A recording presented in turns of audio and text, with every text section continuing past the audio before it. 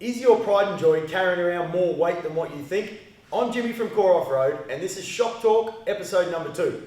I'm joined this afternoon by Brent, our operations manager at Core Offroad, and Angelo, our sales manager. Boys, what have we got in store for everyone for episode number 2? Okay, so for today, we're going to be chatting about things that go on your four-wheel drive, that you bolt on, that people don't tell you how much it weighs. So a lot of the stuff in four-wheel drives these days, it's quantifiable. You know what I mean? You can find out how much this weighs and how much that weighs. We're not going to get stuck talking about GVMs, tear weights, ball weight. A lot of that stuff is already covered, and there's a heap of information out there on the web. What we're going to be talking about is things that people don't know.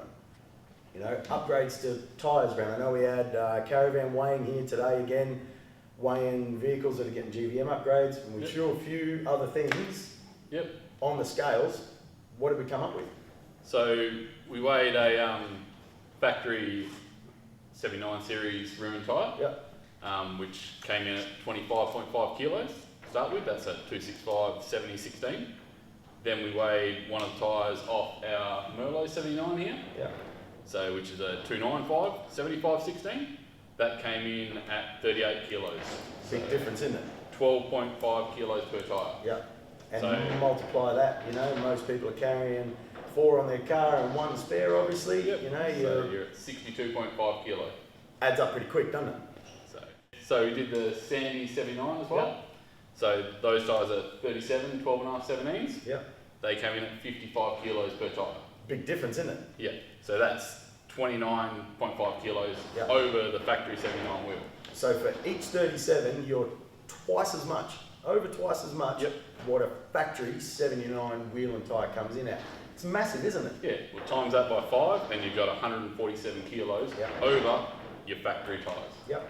And we're in the game where we get blamed that our products are heavy, right? But it's these sorts of things where a customer has massive tyres on their car, they don't understand or they may not realise that you're nearly 150 kilos extra just in wheels and tyres over standard. Correct. That's a massive difference. So there's some numbers for you, just based on wheels and tyres from a 295, which is a 34-inch tyre, the factory 31s, all the way up to a 37. Correct. Angelo, what other bits are customers putting onto their cars? Because that also makes up a big portion of payload. It does. So everyone naturally upgrades their front bumper to a bull bar when they're travelling off-road. Average bull bars can range anywhere from aluminium to steel, and on average about 50 kilos for a bull bar. That's ballpark figure. Whether you add root protection and side rails, that can obviously change more.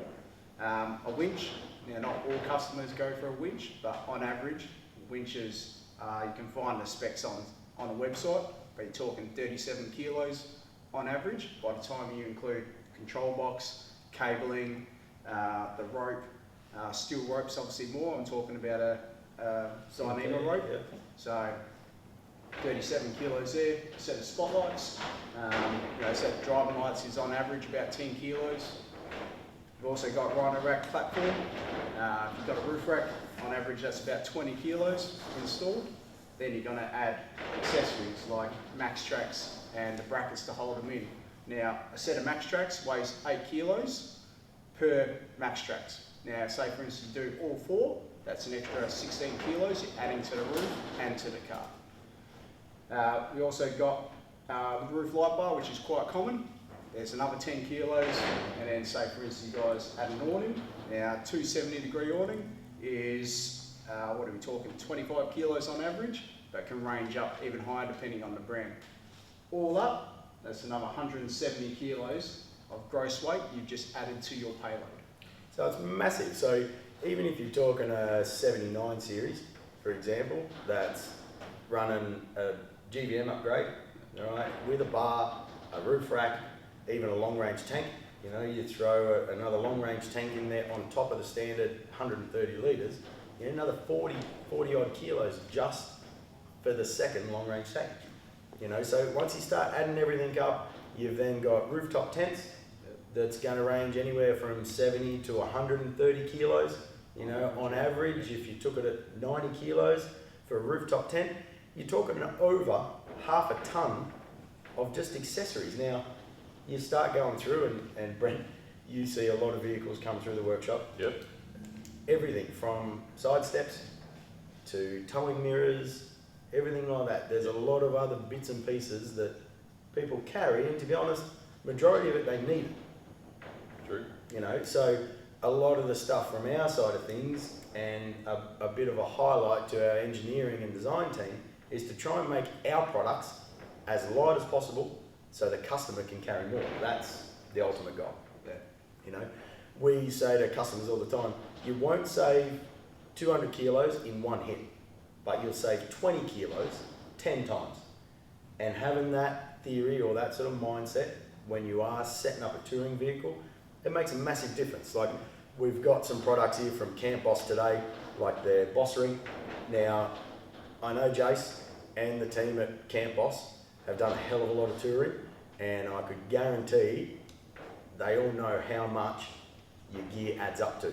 So something like Camp Boss's aluminium Boss Ring to replace your old snatch block, the weight difference is massive. Now, you do that over a snatch block, plus your recovery hitch, plus 2, I know even I used to carry 4 of the big steel shackles, compared to the new Boss, the new soft shackles, massive difference, you know, and that carries through on everything from tools to everything that you're carrying.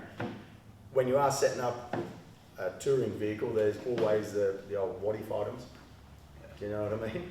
If you do get yourself into trouble, Yeah. you know, there's gear that you want to carry with you. I know I used to always carry a 15-inch shifter with me, right? Along with smaller ones, but that 15-inch shifter, there was only once that I ever used it on a 10-month trip around Australia, and the nut on my tow ball was coming loose. If I didn't have it, I probably would have got myself into a fair bit of trouble. That's all. So what other sort of items are we carrying with us? Good question. Things like a camp oven, right? Now, how many of you guys are carrying a camp oven with you? So, Cast iron. yeah, like, I always had a cast iron one. Never really thought much about it, but you throw a cast iron one in compared to a spun steel one, right? We just happened mine's a Camp Boss also Adventure one, but the weight difference between that compared to a cast iron one is massive, you know. And I always used to carry a fry pan around with me as well. You see how cooked the lid of mine is. I don't carry a fry pan with me anymore. I now use the lid of my camp oven as a fry pan. So it's back to, you know, I guess our design team. You know, I know the boys work hard. One of the other products we've got here is one of our power box shelves. So that's an example of where structural integrity is then kept, but weight's reduced dramatically. Yep. You know, these things for a complete HDPE battery box, they're around 3 to 4 kilos. That's all, and they're as strong as anything. That's all. And our canopies are almost identical to that, where we don't need structural strength. It gets removed and machined out so that you guys at home can carry more gear with you. We're going to cut through to some footage, Cole, of a recent D-Max build that we did. Now, this D-Max build was a bit of a rarity, wasn't it? Yeah, very. What was different about it? What was different was that it actually had no accessories on the bid other than small wheel and tyre package, Yeah. which we very rarely see come through the door. Yeah. And only had, what, the same sort of size tyres? About a factory size tyre, maybe one size up from the factory, and they were just all-terrain tyres Yeah. on some steel wheels, which would have been a replica of factory steel wheels. Yeah. And I think that customer, they were running, what Canopy, do you remember, mate, they had on there? That was our GTX Yep. with an extra set of drawers on the other side, Yep. similar to our GTU ones behind me. Yeah, so they had a GTX Canopy with GTU drawers on the other Yep. side, which is going to be heavier than what our standard GTX Canopy is. So on that build, we did a GVM upgrade on it, Yep. right, which took them up to, 3,600 kilos, Yep. and retained, well, increased the GCM a little bit, but yeah. So So 3,600 kilos from 3,300 from memory. Yeah. And that D-Max, once we put it on the scales, had over 1,100 kilos of payload left to go. That's with a full-blown canopy, 110 litre fridge, had a pie oven in it, a full lithium system, DC to DC charger, extra drawers, had absolutely everything in it, and still had 1,100 kilos. That's unbelievable, you know. So today with Caravan Way in WA, we've got some figures of both vehicles behind us. So the Merlot has had GVM GCM upgrade, right, to 4,200 kilos. Now, this vehicle came in at 3,437 kilos, as you see it. So with our GTU canopy, all of the accessories, including an iCamper with a 200 watt solar package, and we've still got 763 kilos left with a full tank of juice, right, in payload to go. So by the time being our GTU is designed as full liverboard, that 760 kilos is still a hell of a lot. Yeah. You know, so one of the other things we put on the scales today that a lot of people aren't aware of is suspension. Yep. You know, what sort of figures have we got roughly from a standard suspension package to an upgraded GVM pack? So yeah, we weighed the 79 leaf pack today at the same time. The factory leaf pack was 37 kilo, that's for the rear leaf, per side, and a 500 kilo constant load leaf pack came in at 57 kilos. Yeah, and even that 500 constant load for a 79 is probably on the smaller end, isn't it? Yeah, well, you can go up to, what can you go up to? You can go to 700 to 800 kilo constant load, and even up to 1,200 on some vehicles. Yeah. So you can add a lot of weight, and that was 20 kilo per side. Per leaf pack, yeah. So 40 kilos just in leaf pack in the rear as well. And two shocks, like upgraded shocks. If you go to say one of Dobinson's full remote resi shocks, they're MRAs, you're probably going to be another 5 kilos per shock. You know, so between an upgraded leaf pack, you're running 20 to 30 kilos each side, plus probably another 20 kilos in shocks. So you're up around 60 kilo. In suspension. In suspension, if not more. You know, so it adds up quick, and that's one thing we want to try and highlight in this video. One of the other topics that we see with customers all the time is GCM upgrade. Now, there's a lot of information out there about GCM upgrades, but what's the one thing that customers need to know, and you guys need to know, about GCMs? The GCM needs to be done prior to registration. It can't be done post-rego. Now, as I said, there's a lot of information out there about GVMs and GCMs, but the one thing that we find a lot of people aren't aware of is once the vehicle's registered, you cannot increase the GCM. That's the one key factor.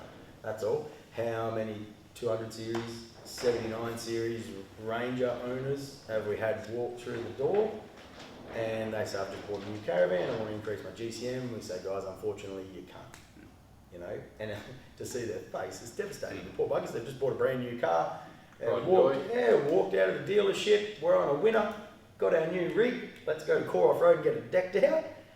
And we're the ones that have to tell them that it can't be increased once it's been registered. You know, so in light of payloads and capacities on what we can get in, like our GTU canopy. Right now, the same as the Merlot and the Sandy Talk behind us. Now, touching on the GTU model, these things come with everything. Everything you need. Well, everything you need. And standard 125 amp hour lithium, hot water system, water tanks. They come with a 270 degree awning, 110 litre fridge, the full pull-out kitchen that all you guys want to buy separately, which we don't sell, unfortunately. I'll tell you again.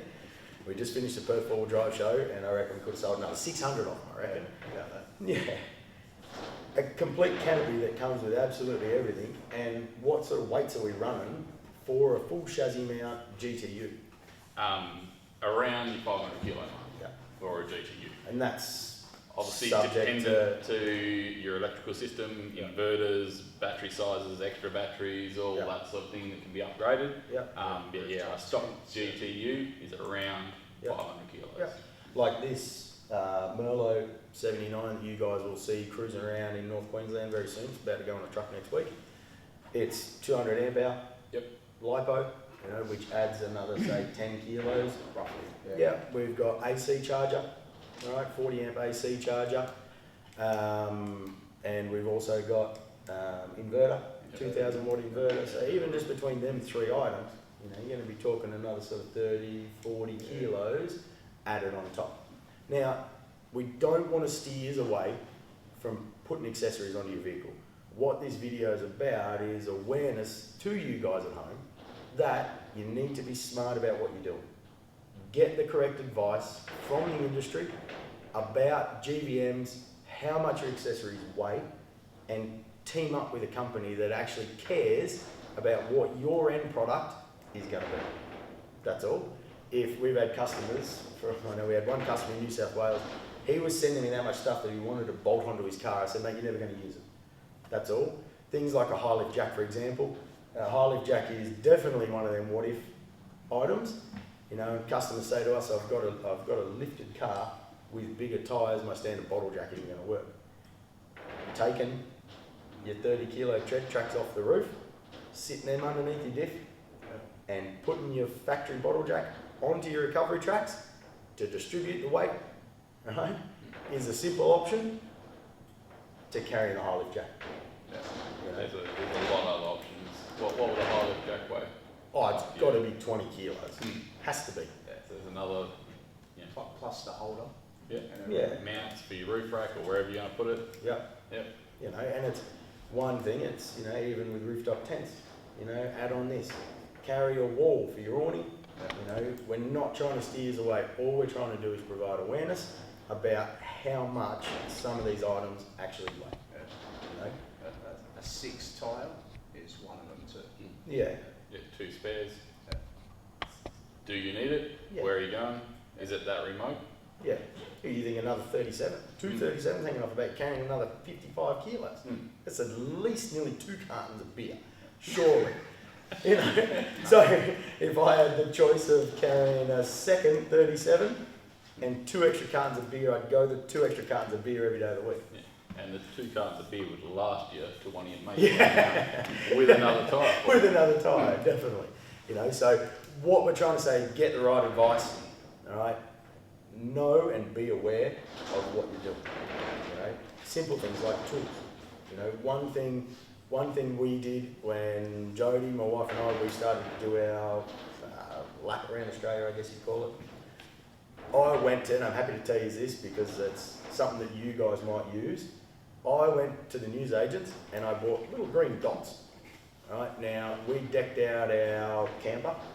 Right, we loaded it with absolutely everything. I know I've told Brent this trick as well because Brent and his partner, they carry a lot of gear with them as well. A little bit. Yeah, so the little green dots. I went through and I put a little green dot on everything we had. Anything I could find in the camper, in my car, absolutely everything. And the first few rundown trips that we did in using everything, if we used it, we peeled the green dot off. After our 4 trips of doing a rundown, if it didn't have a green dot, if it had a green dot, we binned it.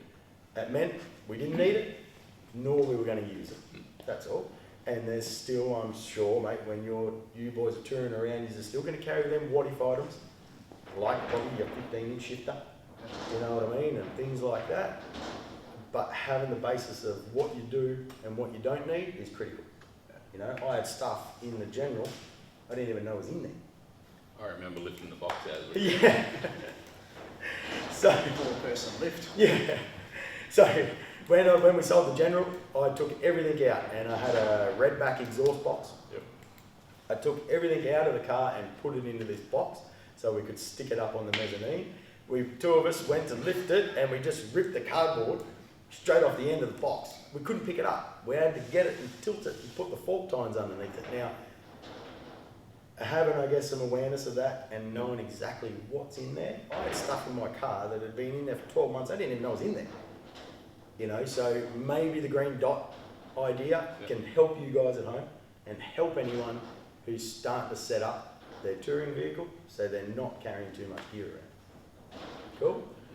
Guys, I hope this helped for Shop Talk episode number 2. Number 3 will be coming soon as well, so make sure you hit the bell notification below to subscribe and stay in tune with all of Core Offroad's latest products and, of course, our Shop Talk shows. Cool? Thanks for tuning in.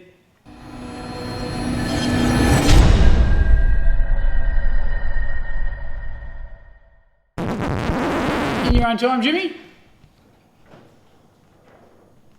Oh, we're recording now. Yeah. Oh, But, alright, sorry. Lights. yeah. Action. Oh, Camera. wait for the clipboard. Shop Talk, take 2, Yeah. action. Oh, we're still rolling, are we? Yeah. Sorry, I was... Hey, I'm just going to message Joe, tell her everything later. Yeah. Fucking batteries will be flat in a minute. Yeah. All right. So I got 20 minutes to talk time. Alright. On through. 2.